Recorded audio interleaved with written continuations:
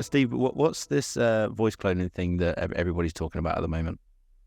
So voice cloning is an amazing type of AI that allows us to take a great talent like yourself, Dale. So I know that we've used you. You are the voice of my kids on Q School, right? So there are millions of children around the world learning from your voice. And also you are, with different voices, the voice of many of our corporate learning and stuff as well.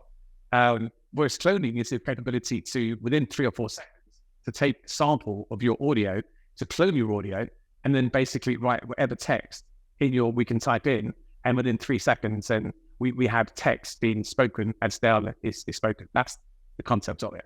So let me ask you a question. How do you feel about your voice being cloned from an ethical or other perspective? Yeah, I mean, obviously, I'm not a big figurehead or anything. So I think from our perspective, I think it's just been great, a great opportunity for people in base, like when I've been out filming, to do a quick edit of a customer client video.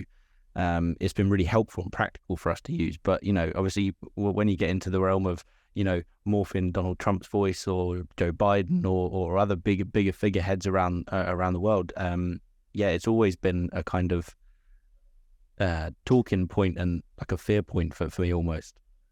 So, and obviously you do multiple things, right? Videography, animation, voice actor. I mean, how do you feel about it as a voice that there is a digital version of you being used for courses and content out there now? Yeah, it's lessened the amount I've had to do in front of this microphone, basically. But it's a little bit strange, but I don't know. It's one of those things where I've heard my voice over and over again, and I can't actually tell the difference between my own voice. And so I'm sort of questioning myself when I hear this, like a new piece of content release. I'm like, did I do that, or was that generated?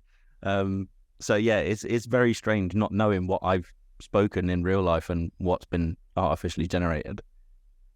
And I think from our side, right, then knowing you've got a great voice, it's being able to tap into that, and you've always got the best version of you. And also, I guess the first time we did that was when you were away. We needed a video done. We asked for permission.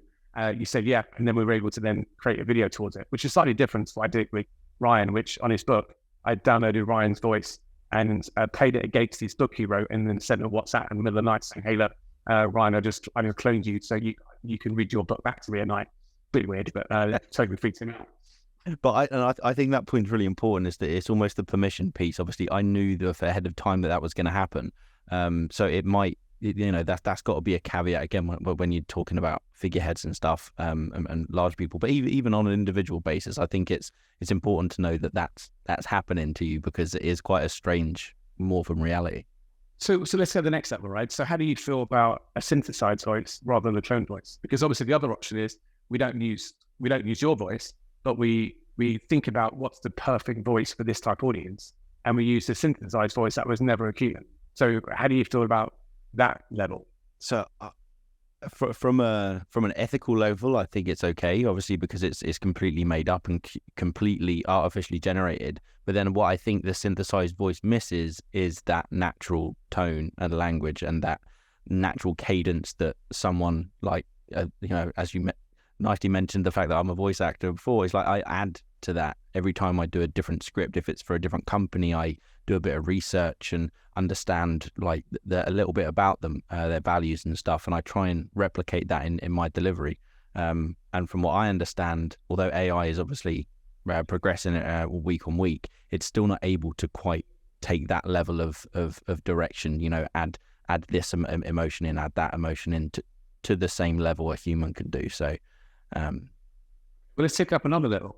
How do we think that? Do we speak about video cloning, the ability to take you talking or me talking, right?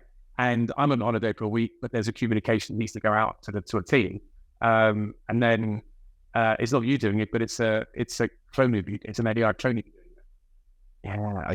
So, and again, from me, I wouldn't have a problem with it. But again, I think it's got to be on a person by person basis. So, I mean, if I flipped the script and asked you, let's say you were traveling or on holiday with your family, and there was a company update that needed to go out for either internally in Pink Fuse or to customers, How would you feel about an AI version of you doing that? Yeah. And I think I'm definitely comfortable with the AI translation voice and lip syncing. So I'm definitely comfortable if, you know, we had teams that were main language was Hindi or French and preferred to hear. Then I've got no problem with me looking like I'm speaking French or looking like I'm speaking Hindi. Humorous as it is, right? I think that bit's cool. I think I'm still probably just need to work through it's an avatar of me to the next level. I just need to work through, am I always comfortable with that? So as an emergency side, it's good, but I think as a leader in the company, right, then I think you have to just think through, you might be coming across as disingenuous, not real. And connectivity to leadership is probably always a key thing. Let's take us to the final level, which is synthesized AI avatars. So obviously now we see technology which we're now able to type in natural language, you know, create a Asian woman, 35 years old with blonde hair, and that's on the screen. I can then type in another prompt and that video of that person will change, but it's a synthesized person. How do you feel about using that type of technology? I personally think that again, as it grows and it gets more natural as we perceive it, I think it would be great because as you mentioned before, people learning from people who are like themselves, it's a lot stickier. Like it's something that gains a lot more traction. So I think from that perspective, yeah. But again, as long as it's the ethics in it are there as well, I think there almost needs to be maybe a playbook or a checklist that you kind of go to that. Okay, am I being completely is it relevant to do it in this scenario, you know? And obviously I think it will do a lot for like equality and diversity, and I think diversity and inclusion and everything like that. So I think from that perspective, yeah, but again, I think it needs purpose and there needs to be a reason behind it. Yeah, and I think for this one, I'm probably more fluid in effectively, right? Because I think I go back to some of the content we created a long time ago before, you know, British Telecom and others, and we use actors, right, to explain, do a case study. And we use voiceover artists all the time to prepare case studies. And often the feedback was, oh, God, I thought that already was a BT employee. And it's still like, yeah, it wasn't, but you use actors on TV, right? So I think using an actor to do something or an AI actor to do something, it's still the same thing. It's not the real story person doing it, right? It's different. If I want it to 70-20 TEDx made by Charles Jennings, I want the real Charles Jennings probably rather than the AI version of it. But if to your point, and I want to speak to an audience or educate an audience, and I was going to use an actor anyway, then I really don't think there's an ethical thing inside there. And I do think actually you got a much more greater chance of achieving the end goal, which is that person feeling comfortable with the person talking to them because they're more like them, or the voice is the right tone, you know, et cetera, et cetera. And I think the interesting thing is the ability to try different things, right? You can now say, well, actually, is this voice and this person going to have a more engagement factor as a tutor or as a coach versus other people inside it, right? So it's definitely going to be an interesting journey and see what is acceptable, what's not, and what works and what doesn't. Definitely. And I think the way that you've done it in like the levels down, I almost feel like we've been sort of nurtured as technologies come as far as it has. Because if you think about, you know, back in the, like when the Wii came out, like, and if you're on PlayStation or Xbox, like you naturally make an avatar of yourself anyway. So I feel like we've kind of been like self-conditioned in that sense, to kind of understand and not necessarily learn from them, but understand that the ability is there to sort of recreate those sort of people and have them out there in the world.